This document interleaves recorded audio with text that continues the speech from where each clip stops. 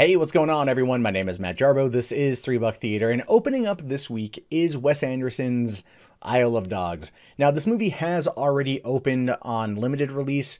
Both foreign and domestic box office totals put it at about an 18 million take-home so far, and that's pretty good for the limited release Wes Anderson films get. These always seem to be crowd pleasers when it comes to the indie scene and those smaller markets, but when it goes wide is going to be the true test of what to expect from this movie. And this, of course, is the first animated film that he's done since The Fantastic Mr. Fox, which I'm not going to lie, I avoided it in theaters. I was like, oh, I'm not a big Wes Anderson fan. I want to make that abundantly clear. But I caught it on Blu-ray when I bought it on Black Friday, and I loved the hell out of it. So I felt very upset for not going and seeing it in theaters. I'm not making that mistake with Isle of Dogs, which has had me captivated since I saw that first trailer. And as we're going to look here on RT Recap, we can see that this movie is already sitting at a 91% on Rotten Tomatoes. That is high. That is very much certified fresh, but no user ratings just yet outside of the want to see it of 97%. So I'm wondering, going up against Rampage this weekend, if the movie is going to be able to have any kind of weight. There has been controversy surrounding the film, of course. This is coming in the form of the I guess you could say the claims of cultural appropriation, because Wes Anderson, a white man, made a movie about Japan and everything else and Japanese culture, and that has been attacked mercilessly by some critics online. But I'm wondering if it's going to have any impact on the audience who wants to go see the movie. So let's take a look here at the plot of the film. So in the stop-motion animated film from writer-director Wes Anderson, an outbreak of canine flu in Japan leads all dogs to be quarantined on an island.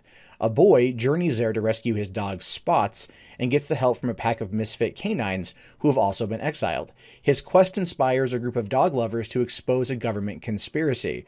The voice cast also includes Bryan Cranston, Edward Norton, Bill Murray, Scarlett Johansson, Tilda Swinton, and a buttload of other people, including Yoko Ono. If you are a Beatles fan, you may actually want to just avoid this movie out of pure spite for Yoko Ono, and I don't think anyone out there would effectively blame you. But that being said, it's Wes Anderson. It's got a good cast of the type of people he usually works with. The animation looks superb. The story looks like it's going to be a lot of fun. So let's see what the reviewers are saying. So Matthew Toomley here from ABC Radio Brisbane says, when you throw these cute, likable characters into an odd world, there's much opportunity for humor, giving the score an A-. Now, the thing I take away from this, ultimately based on what I've just seen in the trailers, has been that it's going to be a lot of that kind of existential commentary. A lot of like the quips, you know, about like dogs and just kind of playing up certain things, where they are on this island and how things interact. And it's just going to be a lot of, I think, subtle, dry humor. But the humor is what's going to make this last as long as, you know, it's going to make it have legs. People are going to like the type of humor and then hopefully go back to it multiple times to see if there's jokes that they missed, you know, underlining in the subtext. Now, Christian M. Lynn from Fort Worth Weekly here says, the way this movie treats our relationship with animals makes it an unlikely cousin to Boon Joon-ho's Okja, and yet Anderson's dryly funny, tactile, and affectionate movie will make you go home and look at your dog with fresh eyes. Probably because you're going to go and wonder, because you're going to spend 90 minutes or so with a pack of dogs, in the head of a pack of dogs, on their journey with them and getting full access to their thoughts and innermost feelings concerning the adventure. And so, of course, you're going to go home and look at your dog, or probably your pet in general, and just go, what are you thinking about, sir? Personally, I have 5 cats, and I can usually tell you what each and every one of them are thinking about, depending on the time of day and how annoying they are. But I understand what he's talking about here. Now, Lee Patch from the Herald Sun says, a triumph to be treasured on multiple levels, Isle of Dogs just might be the best thing Anderson has ever put his name to, giving it a full 5 out of 5. And that's a pretty lofty thing. Anderson is well loved in certain circles, and he's well hated in other circles. His movies are enjoyable, but ultimately I watched them once and I don't really find much of a need to go back to them. It's just not for me. However, this does look compelling just straight from the trailer. When I first saw the preview, I was like, whoa. What, like, I knew it was Wes Anderson right off the bat, you could just tell. But just the story and the animation and everything had me hooked. And so, yeah, it's one of those things that I want to rush out to go see.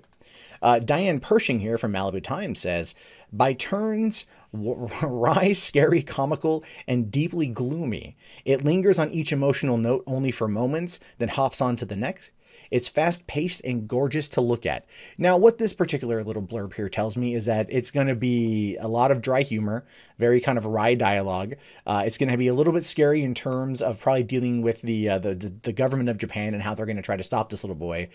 Comical and deeply gloomy about probably the fact that there's going to be, you know, a bunch of dogs on an island because of a canine flu. And, you know, it's like the idea of being stranded from your master or from your family and imprisoned on an island for doing nothing wrong. Like that type of commentary, I think, is going to come out of this. But it's fast paced and gorgeous to look at is, again, what the trailer kind of emotes from us. Now, Chris Stuckman here says, it's almost as if Anderson is knowingly allowing the actors' personalities to seep through. The stop motion is staggering. At this point in time, I would argue that Wes Anderson, when he writes these particular stories, when he's writing these movies, he already has the actors in mind, and he writes in their voice. And the thing is, you know, the people that he generally seems to work with are very much like Quentin Tarantino in that sense, where people are going to just, you know, come if he just snaps his fingers, right? Picks up the phone, fires off a call to Bill Murray. Bill Murray's going to be there. Bryan Cranston, Edward Norton, especially, you know, maybe not so much Gene Hackman anymore, but he knows the general voice he wants to use. And that, of course, is going to come through in spades the further down the road in his career that he gets. So as you can see, the fresh reviews are pretty good. Actually glowing. And let's take a look at the rotten, because if these are all pretty fresh and pretty good, the rotten's got to be pretty bad.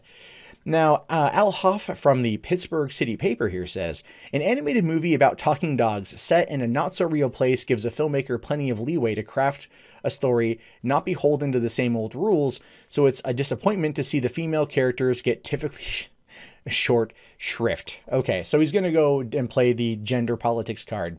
Understandable. Some people are definitely going to want to do that. Surprised he didn't go on the whole cultural appropriation thing. Of course, if you're going to find a way to attack a movie, you got to pick nowadays from, like, you know, you can't really criticize Wes Anderson on his technique, so you got to find another little thing to do. And of course, that's going to be the gender wars, so to speak. You know, I don't quite know how the female characters are. Of course, in the trailer, we only really got to see the one from that one girl with the afro who was wanting to help the boy as he's going to rescue his dog. I'm sure there's going to be other female characters, female dogs on the island. We'll have to wait and see. Deborah Ross from The Spectator here says, the main thing to know is that none of it works to the extent that give you any kind of charm, or that you give any kind of a damn. It's so highly stylized that it all happens at a chilly remove, and we're not given a reason to feel anything. Interesting. If I had to guess, and this is just, again, pure speculation, Deborah doesn't have animals or children. Now, Christy Pachuco from Riot Material here says, with the original story set in a dystopian Japan, the acclaimed filmmaker steps out of his comfort zone, creating an adventure that's whimsical, bittersweet, and uncomfortably problematic. And I guarantee you, if I went to this full review, we would be getting into the culture wars about cultural appropriation and Wes Anderson talking about Japan and using Japan as a backdrop, and then he himself not being Asian, or at least of some, you know, Japanese heritage, because that, of course, is where that uncomfortably problematic part comes from. So as we can see here, 2 of the 3 reviews thus far have focused essentially on the culture wars versus the critique of the story, or of the or any of the other things, not above the type of battles that these kind of people fight online, guaranteed. Austin Trunick from Under the Radar says, while the effect was surely unintentional, it's still problematic. You get the feeling that if it weren't an animated movie, people would have been up in arms about it. And of course, at this point, he is very much talking about the cultural appropriation. So again, we're 3 out of 4 on this one here, guys.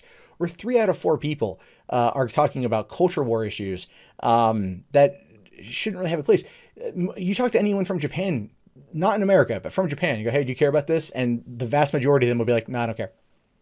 They never care. Every time this subject is broached, every time this thing comes up, people go to Japan and ask them, do you care if Americans, you know, talk about Japan or use Japanese culture? And they're like, no, don't care at all. You come here to the States and it's all like, that's an outrage, because that's where we are.